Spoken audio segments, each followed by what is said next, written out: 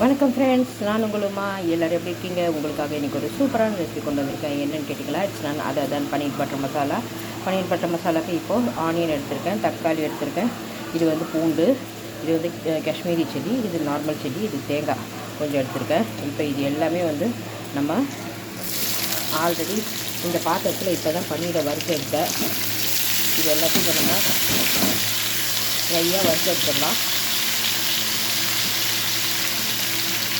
இதோடய வந்து பொட்டுக்கடலை, அதுக்கப்புறம் சீரகம், அதுக்கப்புறம் கசகசா, சோம்பு இதனால ஆட் பண்ணிக்கலாம். பாருங்கள் ஃப்ரெண்ட்ஸ், இப்போ பன்னீர் பட்டர் மசாலா செய்யறதுக்கு தேவையான இதுதான் பேஸ் மசாலா. இதை வந்து இப்போ ஆற வச்சு அரைச்சிக்கலாம். நான் காஷ்மீரி சில்லி ஏன் சேர்த்துருக்கேன்னு கேட்டிங்கன்னா நல்லா கலர் கொடுக்கும், அதனால தான் வந்து காஷ்மீரி சில்லி ஆட் பண்ணியிருக்கேன். சரிங்களா? இப்போ வந்து இது ஒரு 10 மினிட்ஸ் சுட சுட மிக்சியில் போட வேண்டாம், மிக்சி ஜாம் ஆகிடும். அதனால் 10 மினிட்ஸ் வச்சுட்டு ஆற வச்சு இதை அரைச்சிட்டு வந்துடலாம். பாருங்கள் ஃப்ரெண்ட்ஸ், இப்போ கடாய் தயாராக இருக்குது. நம்ம பன்னீர் பட்டர் மசாலாவுக்கு பேஸ் மசாலா ரெடி பண்ணியாச்சு. இங்கே எடுத்து பாருங்கள். இப்போ இந்த பேஸ் மசாலாவை இதில் ஆட் பண்ணிடலாம். ஆட் பண்ணி இது கூட இன்னும் கொஞ்சம் மசாலாஸ் ஆட் பண்ணணும், என்னன்னு சொல்கிறேன். பாருங்கள் ஃப்ரெண்ட்ஸ், இப்போ இந்த பேஸ் மசாலா ரெடி பண்ணியாச்சு. இப்போ எடுத்து வச்சுருக்கேன் இந்த கர்ட் ஆட் பண்ணிடலாம்.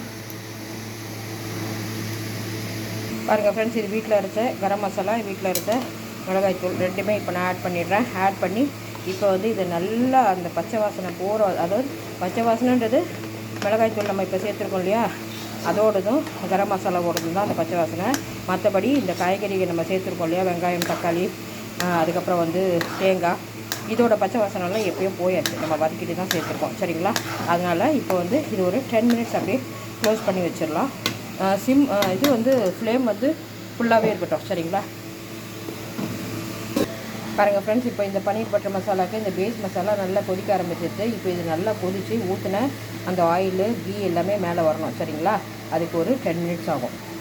பாருங்கள் ஃப்ரெண்ட்ஸ், இப்போது இந்த பன்னீர் பட்டர் மசாலா இப்போ தெரியுதுங்களா, நம்ம ஊற்றின எண்ணெய்லாம் அப்படியே பிரிஞ்சு வருது பாருங்கள். இதுதான் வந்து பர்ஃபெக்ட் கன்சிஸ்டன்சி. நம்ம வந்து காஷ்மீரி சில்லி சேர்த்ததால் கலர் நல்லா வருது. இந்த ஸ்டேஜில் வந்து வறுத்து வச்சுருக்க இந்த பன்னீர் பீசஸை இதில் ஆட் பண்ணிடலாம். ஆட் பண்ணி ரொம்ப கலரக்கூடாது, அப்படி லைட்டாக அப்படி எடுத்து அப்படி இது பண்ணி விட்டால் அப்படியே ஸ்ப்ரெட் ஆகிடும்.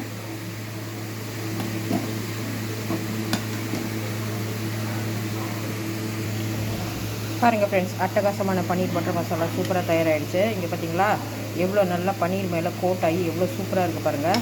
இது சப்பாத்திக்கு, இட்லி, தோசைக்கு, இடியாப்பத்துக்கு எல்லாத்துக்குமே சூப்பராக இருக்கும். சரிங்களா? ஸோ நீங்களும் இதே மாதிரி செஞ்சு பாருங்கள்.